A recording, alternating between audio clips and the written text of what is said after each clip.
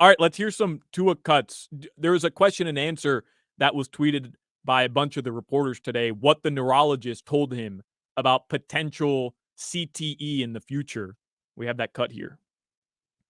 Tua, when I talked to some neurologists after the season, they said there's no medical evidence that concussion or multiple concussions increase the chances of concussions 8 months, 9 months, 10 months later. It might even be the aftermath, but not that long. Did they tell you that, or what was the thing that neurologists told you that made you feel best about continuing to play?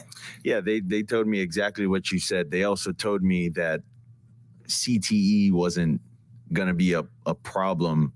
It's only when you're constantly, hitting your head against something. So I think that tailors more towards, linebackers, O linemen, D linemen, guys that are, constantly, going at it. So that also played into the factor of, my decision making and wanting to come back and play. That makes sense logically, by the way. If I tell you there are certain players who bang their heads against each other play after play after play, that's their job. And there's a player who's going to take a hard hit that's going to cause his head to hit the ground every now and again.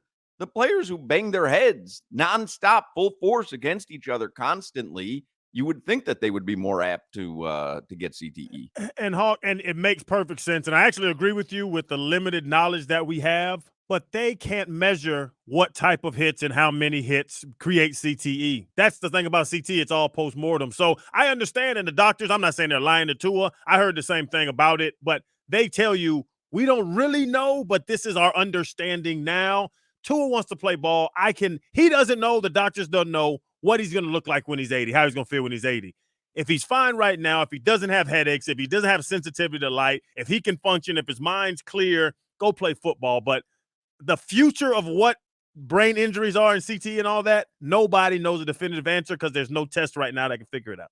Correct. And I think because everyone is different, everyone's DNA is different, the protection that one has, I would imagine there's intricacies inside everyone's brain and skull. It's different from person to person, player to player. And I'll be honest, there's guys that are struggling with, brain trauma or depression or different things that brain injury, the results of it. And as ball players, guys in the locker room would be like, he wasn't even a hitter. Like, right.